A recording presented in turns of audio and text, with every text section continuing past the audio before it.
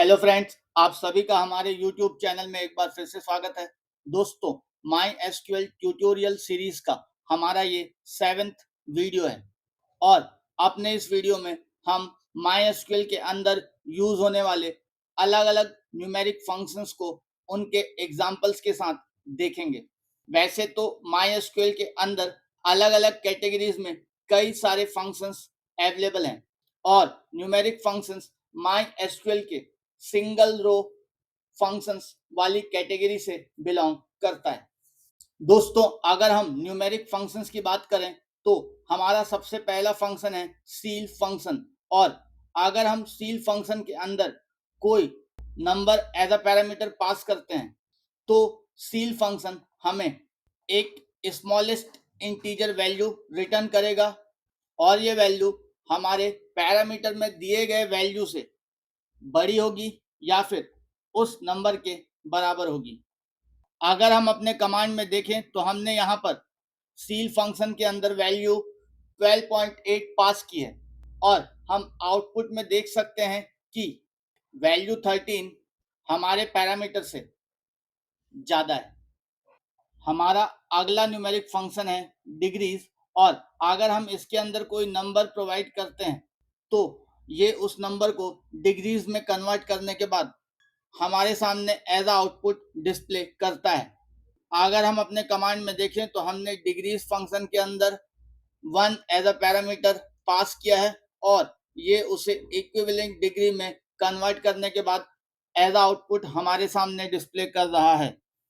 हमारा अगला numeric function है फ्लोर फंक्शन और अगर हम फ्लोर फंक्शन के अंदर कोई नंबर पास करते हैं तो फ्लोर फंक्शन हमें फाइनली उस नंबर से छोटा नंबर या फिर बराबर का कोई नंबर एज आउटपुट हमारे सामने डिस्प्ले करेगा। अगर हम अपने कमांड की बात करें तो हमने फ्लोर फंक्शन के अंदर 12.2 पास किया है और हमारे पास 12 एज आउटपुट डिस्प्ले हो रहा है जो कि हमारे गिवन पैरामीटर से छोटा है।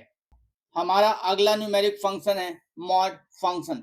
अगर हम मॉड फंक्शन के सिंटेक्स की बात करें तो हमें यहाँ पर दो पैरामीटर पास करने होंगे और मॉड फंक्शन एक नंबर को दूसरे नंबर से डिवाइड करने के बाद उसका रिमाइंडर एज आउटपुट हमारे सामने डिस्प्ले करेगा। अगर हम अपने कमांड में देखें तो हमने मॉड में एक पैरामीटर दिया है 13 और दूसरा पैरामीटर दिया है 4 और अब हम आउटपुट में देख सकते हैं कि मॉड फंक्शन ने 13 को 4 से डिवाइड करने के बाद आउटपुट में एज अ 1 हमारे सामने डिस्प्ले किया है।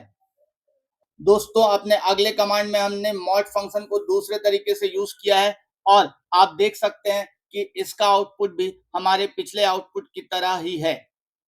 हमारा अगला फंक्शन है पाई फंक्शन और अगर हम अपने कमांड की बात करें तो हम पाई फंक्शन का यूज करके पाई की वैल्यू को एज आउटपुट डिस्प्ले करा सकते हैं।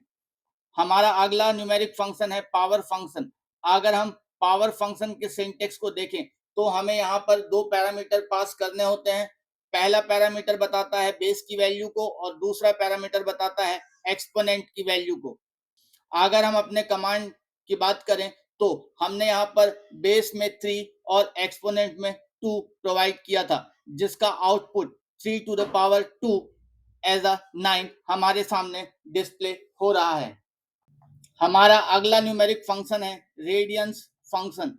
अगर हम रेडियंस फंक्शन के अंदर डिग्री की वैल्यू प्रोवाइड करते हैं तो ये हमें आउटपुट में उस डिग्री को रेडियंस में कन्वर्ट करके डिस्प्ले करता है।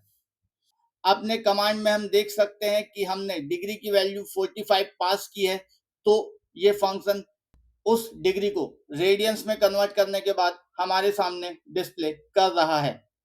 हमारा अगला न्यूमेरिक फंक्शन है राउंड फंक्शन। राउंड फंक्शन के अंदर हमें दो पैरामीटर पास करने होते हैं।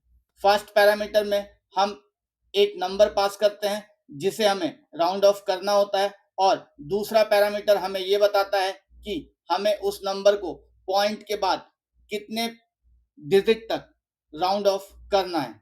अगर हम अपने कमांड की बात करें तो हमने यहाँ पर एक नंबर लिया है और उसे पॉइंट के बाद 3 डेसिमल प्लेसेस तक राउंड ऑफ करना चाहते हैं। आउटपुट में हम देख सकते हैं कि हमारा number up to 3 decimal places तक राउंड ऑफ हो चुका है। अपने अगले कमांड में हमने फिर से एक नंबर को अप टू 4 डेसिमल प्लेसेस तक राउंड ऑफ करना चाहा है और हमारे सामने इसका आउटपुट कुछ इस तरीके का है। हमारे प्रीवियस आउटपुट के हिसाब से हमारे पास आउटपुट आना चाहिए था 1, 2, 3 और 4।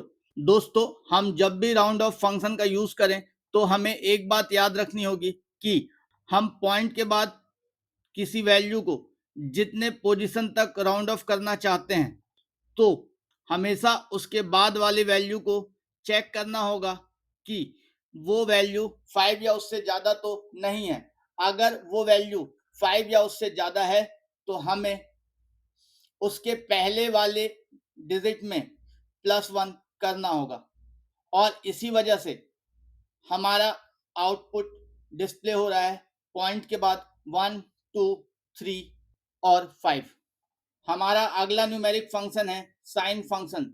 साइन फंक्शन के अंदर हम कोई नंबर पास कर सकते हैं। अगर ये नंबर 0 से बड़ा होगा तो इसका आउटपुट होगा 1 और अगर ये नंबर 0 के बराबर होगा तो इसका आउटपुट होगा 0 और हमारा पैरामीटर अगर 0 से छोटा है तो ये हमारे सामने फाइनली -1 एज आउटपुट रिटर्न करेगा।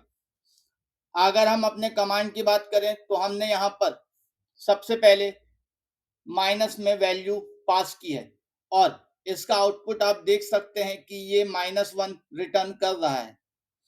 अपने अगले एग्जाम्पल की बात करें तो हमने साइन फंक्शन के अंदर 0 एज अ पैरामीटर पास किया था और इसका आउटपुट भी हमारे सामने 0 डिस्प्ले हो रहा है।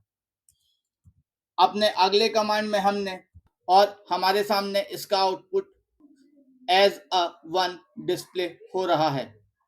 हमारा अगला न्यूमेरिक फंक्शन है स्क्वायर रूट फंक्शन।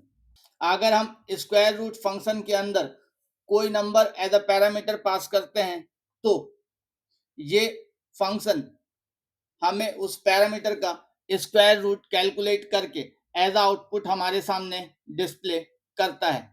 आउटपुट में आप देख सकते हैं कि हमने स्क्वायर रूट के अंदर 25 पास किया था और आफ्टर कैलकुलेशन ये हमारे सामने उसका स्क्वायर रूट कैलकुलेट करके दे रहा है। दोस्तों, हमारा अगला और लास्ट न्यूमेरिक फंक्शन है ट्रंकेट फंक्शन। ट्रंकेट फंक्शन के अंदर हम 2 पैरामीटर पास करते हैं। पहला पैरामीटर हमारा नंबर होता है और दूसरा पैरामीटर हमें ये बताता है कि हमें उस नंबर को पॉइंट के बाद कितने डेसिमल प्लेसेस तक ट्रंकेट करना है। अगर हम अपने एग्जाम्पल को देखें तो हमने यहाँ पर एक नंबर पास किया है और दूसरे पैरामीटर में हमने 6 को एज अ पैरामीटर पास किया है जो हमारे नंबर को पॉइंट के बाद 6 डेसिमल प्लेसेस तक ट्रंकेट करके एज आउटपुट हमारे सामने डिस्प्ले करेगा। अपने अगले एग्जाम्पल में हमने अपने नंबर को 8 डेसिमल प्लेसेस तक ट्रंकेट करना चाहा है और इसका आउटपुट आपके सामने कुछ इस तरीके से डिस्प्ले होगा। दोस्तों, उम्मीद है आपको हमारा ये वीडियो पसंद आया होगा। अगर आपके लिए हमारा ये वीडियो बेनिफिशियल है तो प्लीज इसे शेयर और लाइक करना ना भूलें। Thanks for watching our video till and.